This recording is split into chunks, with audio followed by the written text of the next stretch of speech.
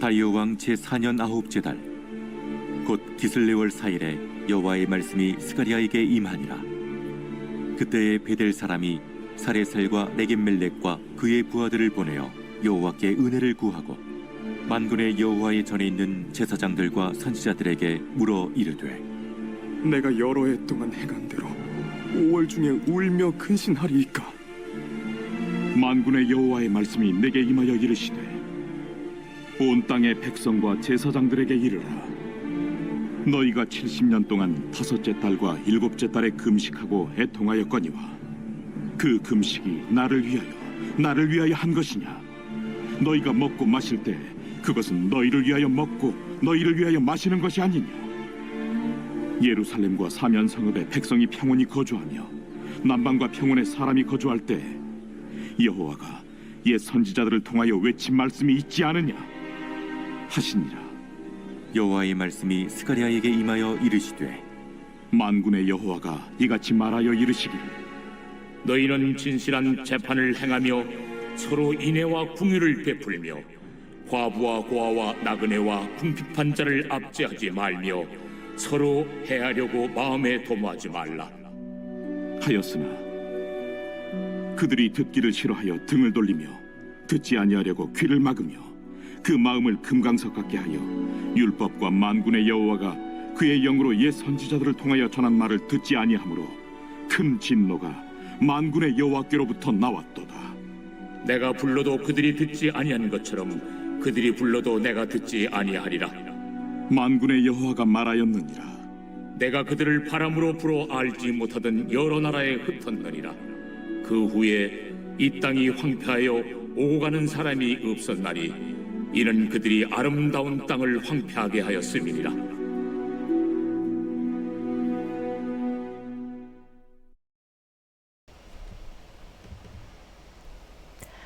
의복에는 각 부분을 연결해주는 솔기라는 부분이 있습니다. 잘 지은 옷은 이 솔기가 눈에 잘 띄지 않으면서도 튼튼한데 스가랴 6장과 7장이 바로 그 의복의 솔기 부분에 해당합니다. 6장의 마지막 부분과 7장의 첫 부분이 솔기로 이어져 있는 것이지요. 7장은 우리를 2년 뒤로 데려가면서 책의 두 번째 주요 부분을 시작합니다. 앞서 스가랴 6장에서는 바벨론에서 사람들이 도착했는데 7장에서는 베델에서 또 다른 무리가 옵니다. 7장은 스가랴 1장 1절에서 6절과 유사한 표제로 시작하면서 조상들에 대한 여호와의 진노, 그리고 그분이 옛 선지자들을 통하여서 백성들에게 말씀하셨지만 그들이 그 말씀에 귀 기울이지 않았다라는 것에 대해 언급하면서 시작합니다. 스가랴 2부의 시작인 7장도 1부처럼 회개에 대한 요청으로 시작하며 그 회개가 있은 다음에야 예루살렘과 그곳의 백성을 향한 하나님의 질투하시는 관심과 또 그들에게 복을 주고 번영케 하시겠다는 그분의 뜻에 대한 그 8장의 말씀으로 이어지게 되죠. 따라서 이 7장과 8장은 여러 방식으로 연결되어 있으며 이 두 장을 함께 묶어주는 축은 애통이 축하로, 금식일이 기쁨의 절기로 바뀌는 것입니다. 그럼 이제 7장의 내용을 자세히 살펴보겠습니다. 7장의 배경이 되는 때는 다리오 왕 제4년 9째 달 4일입니다. 1절에서 기슬레월이라고 얘기하는데 어림잡아서 이제 우리나라의 달력으로 봤을 땐 12월 첫째 주 정도에 해당하는데 스가랴가 사역을 시작한 제2년과 성전의 재건이 끝난 제 6년의 중간 정도에 해당하는 시기라고 보면 됩니다. 다리오 왕의 집권으로 일어났던 동요가 모두 잠잠해진 후 베델 사람들이 여호와의 은혜를 구하기 위해 사람들을 보냈을 때 하나님의 말씀이 스가랴에게 임했습니다. 그들은 자기들이 여태껏 여러 해 동안 해온 대로 앞으로도 계속해서 5월 중에 울며 금식해야 하는지를 알고 싶어 했습니다.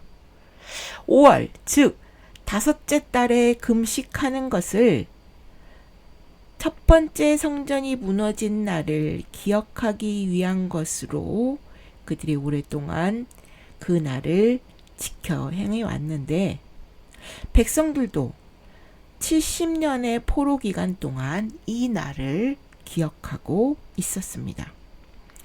그들의 포로 생활이 끝나고 새로운 성전이 다시 지어지고 있는 지금 그들은 이 절기를 계속해서 지켜야 하는지 궁금하게 생각하고 있었습니다. 베델은 전에 이스라엘의 북왕국에 속하는 곳으로서 솔로몬 사후에 이스라엘 왕국이 두 왕국으로 갈라진 뒤에 북이스라엘 왕국의 초대왕 여로보암이 황금 송아지 2마리를 만들어 하나는 베델에 다른 하나는 왕국 북쪽 끝 단에 세웠습니다. 이는 북이스라엘 왕국의 백성들이 예배를 드리기 위해 남유다 왕국의 예루살렘까지 가지 않도록 막는 것이었고 그들의 예배를 위해서 자기들의 편리성에 따라 자기들의 유익을 따라서 내린 조치였습니다. 이후에 또 이스라엘의 10번째 왕 예후는 바알의 예언자들을 죽이고 그들의 신전을 파괴했음에도 불구하고 계속해서 베델과 단에 황금 송아지들이 있는 것을 용인했습니다. 이에 대하여서 선지자들이 그 악함을 지적하고 있습니다. 베델을 찾지 말고 길갈로도 가지 말고 브엘세바로도 건너가지 마라. 길갈 주민은 끝내 잡혀가고 베델은 빈터만 남을 것이라고 아모스 선지자가 말합니다. 또 호세아는 너희의 큰 악으로 말미암아 베델이 이같이 너희에게 행하리니 이스라엘 왕이 새벽에 정령 망하리로다 라고 했습니다. 또한 예레미야는 베델이 이스라엘에 수치를 가져왔다고까지 말했습니다. 이 베델 신전은 아수르의 이스라엘 왕국 침공 시에도 간신히 파괴를 피하지만 마침내 유다의 요시야 왕에 의해 완전히 파괴되었습니다. 이후 바벨론 포로에서 돌아온 백성들이 이 베델에 머물러 있었다고 에스라서와 느헤미야서에 기록되어 있습니다.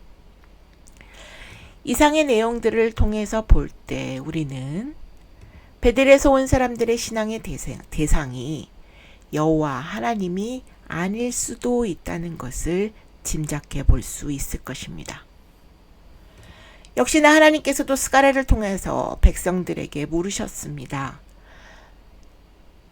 너희가 70년 동안 다섯째 달과 일곱째 달에 금식하고 애통하기는 했지만 그 금식이 진정으로 나를 위한 것이냐? 나를 위하여서 한 것이냐? 수개월 동안 백성들이 금식하고 애통해야 하는 것은 사실이지만 하나님은 그들의 회개의 외형적인 모습에 감동받지 않으셨습니다. 그 대신 그들의 마음 깊은 곳을 보시고는 그 금식이 하나님과는 아무런 상관이 없다는 것을 아셨습니다.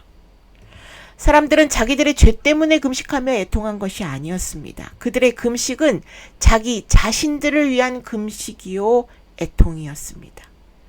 그들은 자기 나라에서 살지 못한 것을 슬퍼했고 자기들이 바벨론에 의해 포로로 잡혀온 것 때문에 슬퍼하기는 했지만 자기들이 거룩하신 하나님께 지은 죄에 대해서는 슬퍼하지 않았습니다.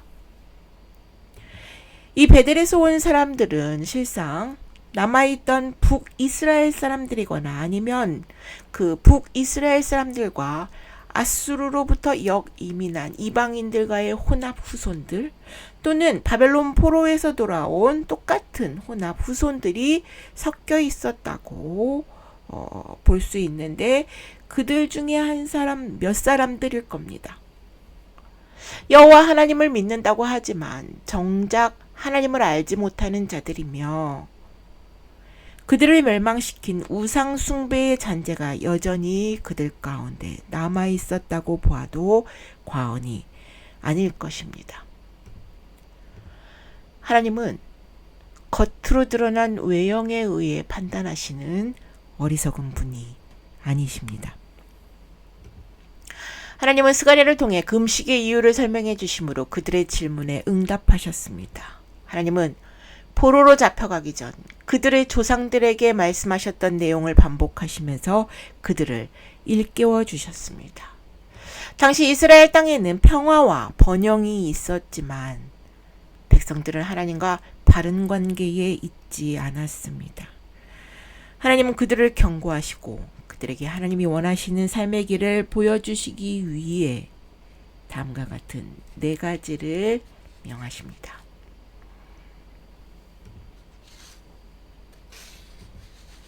그 첫 번째는 진실한 재판을 행하라는 것입니다. 나라에서 진실한 재판을 행하는 것이 하나님의 뜻이었습니다. 하나님은 사람들이 존엄성을 인정받으면서 대우받는 정의로운 사회를 원하십니다. 가난한 자든 부한 자든 남자든 여자든 모든 사람이 존중받아야 하며 하나님의 율법에 따라 그들의 권리가 주어져야 할 것입니다. 왜냐하면 공의와 질서의 하나님이 모든 만물을 차등없이 그의 피조물로 만드셨기 때문입니다. 두 번째로는 인애와 긍휼을 보이라는 것입니다. 하나님은 백성들이 정의를 넘어 인애와 긍휼을 갖기 원하셨습니다. 정의가 사람들이 받아야 할 권리를 갖게 해주는 반면에 인애는 그것을 받을 만한지 그렇지 않은 자들에게까지 손을 펼칩니다. 이는 사람들을 용서하고 사랑스럽지 않은 사람들에게 사랑으로 다가가게 합니다. 세 번째로는 압제하지 말라고 하셨습니다. 하나님은 스가랴를 통하여서 백성들이 과부와 고아와 나그네와 가난한 자들을 압제하지 말라고 말씀하셨습니다. 하나님은 그들을 마음에 두고 계셨습니다. 그들은 주변으로 밀려난 자들이었으며 도움도 받지 못했고 모든 것을 가진 자들에 의해 이용당하는 존재였습니다. 여기서 과부, 고아, 나그네, 가난한 자들은 표면적으로는 사회에서 아무 도움도 받지 못하는 취약한 사람들을 뜻하는 것이 맞습니다. 그런데 우리가 성경의 깊은 영적인 의미로 본다면 과부는 신랑 예수가 없는 자들, 고아는 아버지 하나님을 모르는 자들, 그리고 나그네와 가난한 자는 하나님의 일을 위해 이 땅에서 기업을 받지 못한 레이들처럼 순례자의 삶을 사는 자들을 의미하기도 합니다. 마지막 4번째로 너희 마음의 죄를 도모하지 말라고 하셨습니다. 이스라엘 백성들은 다른 사람을 물리적으로 압제해서는 안 되는 것은 물론이고 마음으로도 다른 사람에게 악을 도모하는 것까지 허용되지 않았습니다. 어떤 사람들은 내가 다른 사람을 물리적으로 압제하는 것도 아니고 단지 마음속으로만 그들에 대해 이렇다 저렇다 생각하는 것이 뭐 잘못이냐라고 반문할지 모르지만 하나님은 그것까지도 금하셨습니다. 그 이유에 대해 우리가 성경에서 찾아보면 예레미야 17장 9절에서 10절은 이렇게 말합니다. 만물보다 거짓되고 심히 부패한 것은 마음이라. 누가 능히 이를 알려오마는 나 여호와는 심장을 살피며 폐부를 시험하고 각각 그 행위와 그 행실대로 보응하니라 라고 했습니다. 그리고 마음에 가득한 것은 언젠가는 입으로 말하게 된다고 성경은 말하는데 누가복음 6장 45절에 선한 사람은 마음에 쌓은 선에서 선을 내고 악한 자는 그 쌓은 악에서 악을 내나니 이는 마음에 가득한 것을 입으로 말함이니라고 했습니다. 또 야고보서는 혀는 능히 길들일 사람이 없나니 쉬지 아니하는 악이요 죽이는 독이 가득한 것이라고 했습니다. 그런데 하나님께서 그의 백성들에게 요구하시는 것을 답으로 주었음에도 불구하고 베델에서 온 사람들은 하나님과 선지자의 말을 듣지 않았습니다. 그들의 마음은 금강석같이 단단해서 오히려 등을 돌리고 귀를 막았습니다. 이로 인해 진노하신 하나님께서는 그들이 불러도 대답하지 않으셨습니다. 그리고는 이스라엘의 대적들로 하여금 그들을 정복하게 하셨습니다. 이스라엘 백성들이 땅을 잃고 성전이 불에 타 무너져 내린 것도 바로 백성들의 완악함 때문이었습니다. 총독 그다랴가 살해된 것도 그들의 죄 때문이었지요. 그들이 금식해야 할 이유는 그들의 죄와 반역에 대해 회개하기 위해서였습니다. 그들은 자기들이 잃어버린 것들로 인해 금식했지만 하나님은 그들의 죄 때문에 금식하기를 원하셨습니다. 그들의 마음은 자기들의 성전을 잃었기 때문에 깨졌지만 하나님은 그들의 마음이 하나님을 몰아낸 것 때문에 깨지기를 원하셨습니다.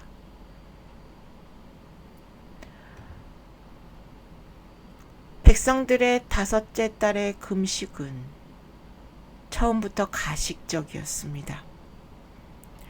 그 때문에 하나님은 그들의 금식을 인정하지 않으신 것입니다.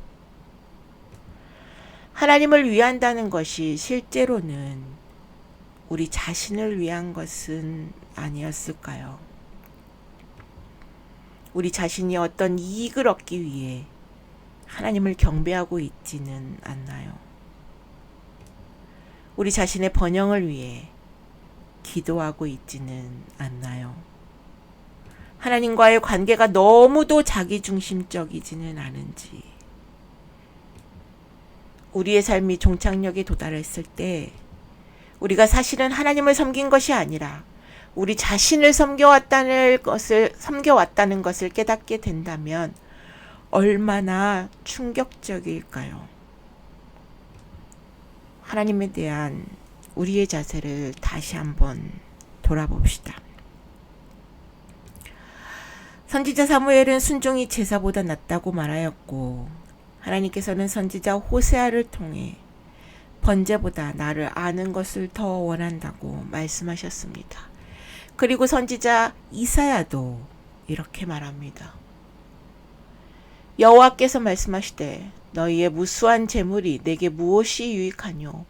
나는 순양의 번제와 살진 짐승의 기름에 배불렀고 나는 수송아지나 어린 양이나 순념소의 피를 기뻐하지 아니하노라.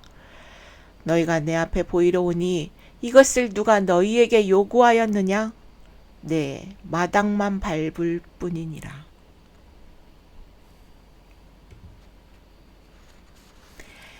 이스라엘은 계속해서 자신들의 종교적 헌신의 외적 행위가 여호와의 임재와 복을 보장하기에 충분하다고 생각하려는 유혹을 받고 있었습니다.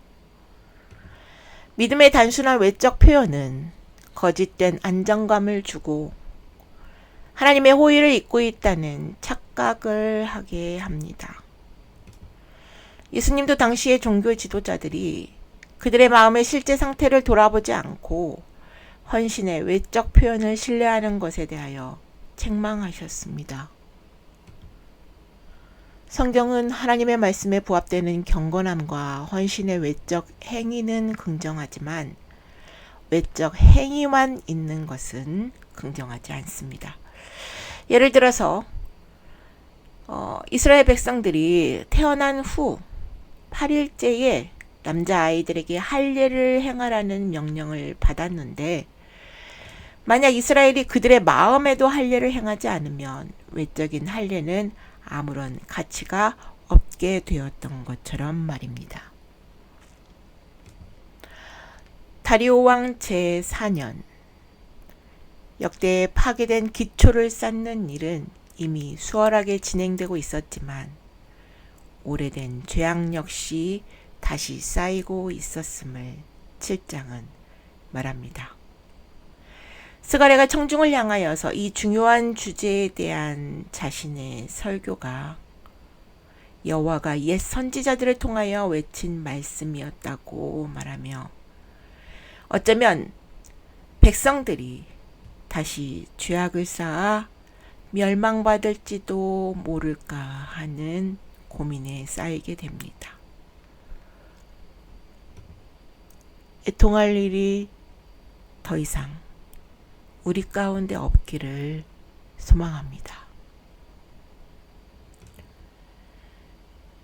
금식에 대해 가장 분명하게 경고하고 있는 이사야 58장의 말씀으로 스가랴 7장을 마무리하려고 합니다.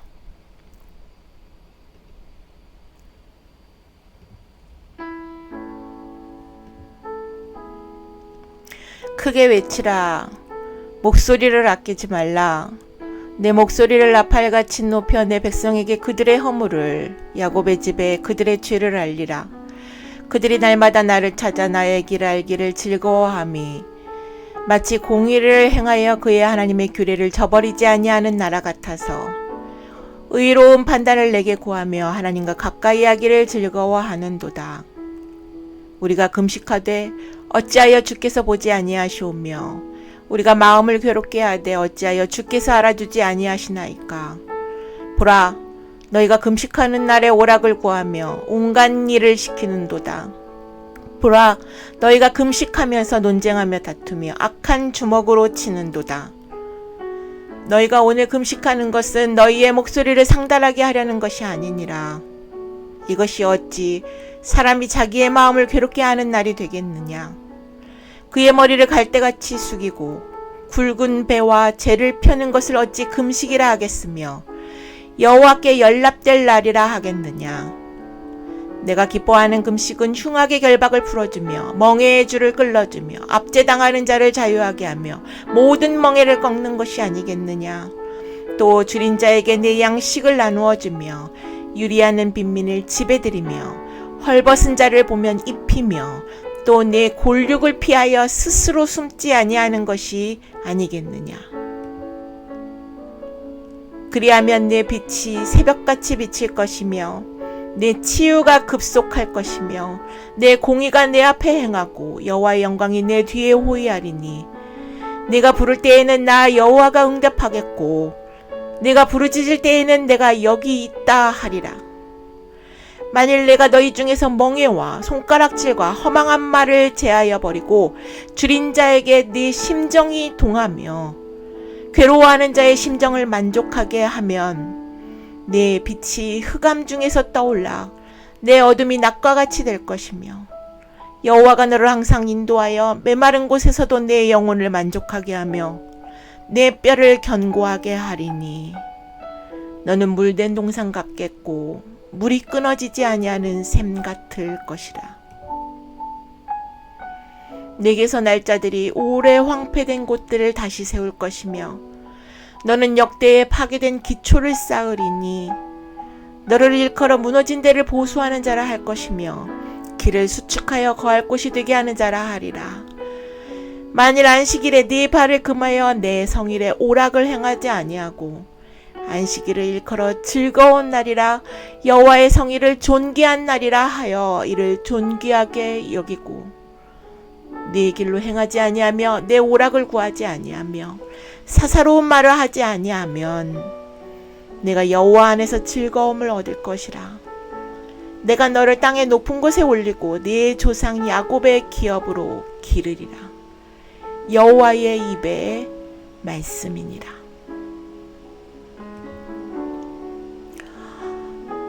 오늘의 기도 제목입니다. 진실 없이 행한 예배나 진정성 없이 드린 고백과 기도, 생각 없이 부른 찬양, 자신과 함께 드리지 않은 헌금, 이 모든 것들을 용서해 주소서. 날마다 내 삶 속에 하나님의 영광과 나라와 뜻이 이루어지기를 구하며 은혜 안에 거하는 자가 되게 하소서. 진실한 마음으로 하나님을 사랑하며 하나님을 예배하는 다음 세대가 되게 하소서. 함께 기도하시겠습니다.